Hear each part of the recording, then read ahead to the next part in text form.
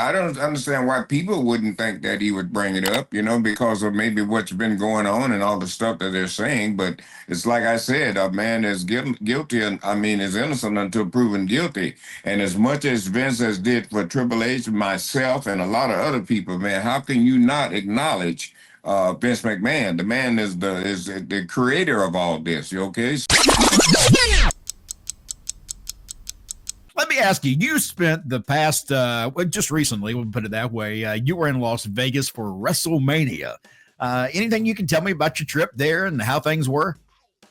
Well, the trip was great. I had the opportunity to see some guys I hadn't seen in a while and run across Stone Cold Steve Austin. And the thing about that was so shocking. He called me and wanted me to come and and he's just asking people who's got to get a picture, get a picture, get a picture. So, yep. And I always remember when I first started there with Steve, he was one of the guys that came to me too and let me know how Vince felt about me and not to mess up. So I always thanked him for that. But Steve and I have always been tight, and it was just good to see him. I had a chance to see a guy that I managed way back in WCW, and that was Jim Powers. Yes, I remember. Yeah. Yeah, and he was one of the guys that I managed. I had a chance to see him, and in my room there, I was with Bret Hart, right with him, Hacksaw Duggan, and of course, we had him live on our road trip after our show last week. Yeah, in fact, when I saw the picture of you and Stone Cold, I kept thinking, if he calls me up and says, "Hey, we gotta go quick live" or something like that, I knew what I was gonna ask Steve right off the bat. Yeah. Why did you call Teddy Blackbird? That's what I wanted to know, because you and I have discussed that on Road Trip After Hours, that he used to have a nickname for you, and it was Blackbird, right? Yeah, he gave me that name, and every time he see me, Blackbird. Yeah. And I'd hit him right back with it, Blackbird. Yet Teddy still doesn't know why he calls him Blackbird. So that's why I want to find out from Steve, exactly why. And let me mention also one of the guys that I managed to, Dan Spivey. I had a chance to see Dangerous Dan Spivey. Man, I hadn't seen Spivey in 20 years.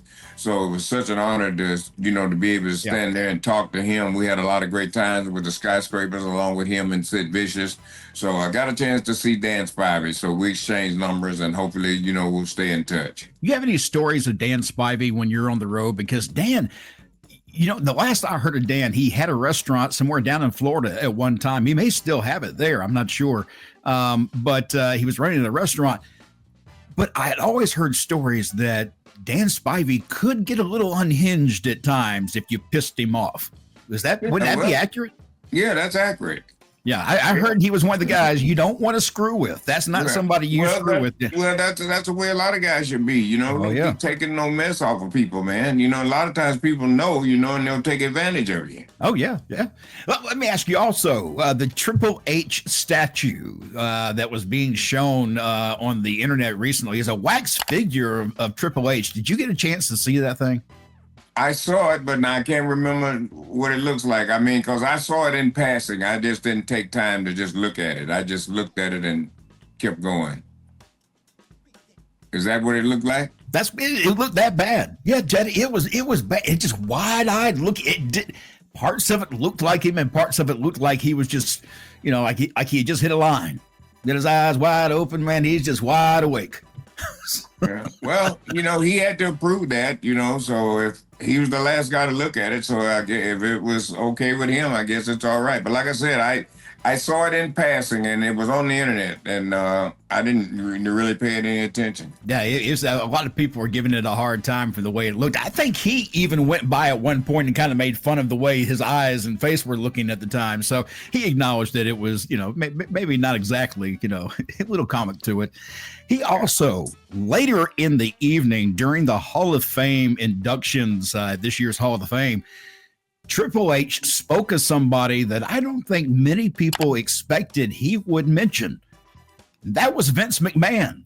Now, during this speech, Teddy, I've actually got this. Let me bring this up real quick, and I'll tell you something he said. During the Hall of Fame speech, he said, "There's one topic that I've been avoiding all night." And that is, he knew that the publicly thinking McMahon would get a negative reaction from many within the pro wrestling community and indeed within the wider media. But Hunter again explained that he had to talk about Vince. He said, quote, When someone shapes your life that much, you owe them more than thanks. Love you, Vince. And that was something that I don't think most people expected would be brought up during the program. Well, I think it belongs there. If you're talking about somebody's history of in their career of wrestling, how do you not bring that name up? Yeah, I don't understand why people wouldn't think that he would bring it up, because of maybe what's been going on and all the stuff that they're saying. But it's like I said, a man is guilty, and is innocent until proven guilty. And as much as Vince has did for Triple H, myself, and a lot of other people, man, how can you not acknowledge Vince McMahon? The man is the creator of all this. Okay, so he, there are a lot of people that owe him credit but refuse to give it to him. And that's unfortunate because I think it goes back to that's a different part of his life when it's talking about Vince McMahon. He's not been found guilty of anything at this point. At least I don't think so. Not that I'm aware of. And so he is innocent until proven guilty. In the meantime, the person you knew is not the person that's been described in the news and all these problems. That's not who you knew. You knew a different Vince McMahon that treated you differently, just like he did with Triple H, because Triple H even said he was like a father. It just is what it is. People are saying these things and they get like, you will get jumped on if you say something nice about Vince. People will jump on you. I'm sure they are right now down in the comments saying, oh, you're just supporting Vince McMahon. No, in this country, you are innocent until proven guilty. And fact is, Vince McMahon created one of the largest professional wrestling company and entertainment company in my lifetime, and he deserves all the respect when it comes to the business of professional wrestling.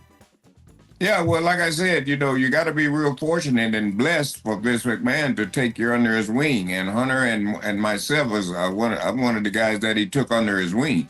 So, man, do you know what that means, how important that is to be able to sit down and talk directly with him and to learn from him? Yep. And the way that he did things with me that, really, made me learn that, like, sometimes the writers would write out our stuff to say, and Vince wouldn't say that. He'd go right off script on live TV. Yep. So now I know what he's just done. The people don't know. So I'm like, holy shit, I got to regroup here now.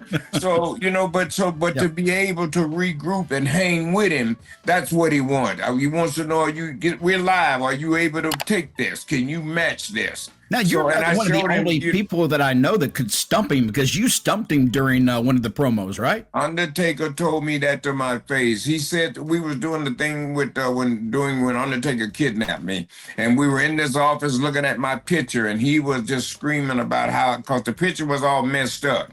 And I was trying to explain to him that I was going to redo it. I was going to put gold in and all this stuff. And he said something to me about something, and I looked at him and I said to him, I work for you, sir.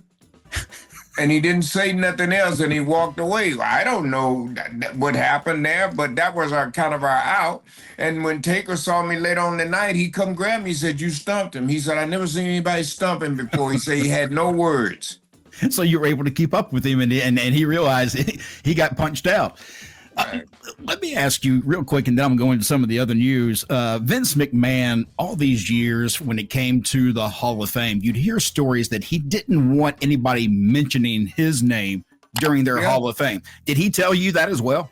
He didn't tell me that, but I knew that was being said, that he didn't want that. But I did it anyway, because I'm saying, how can I not?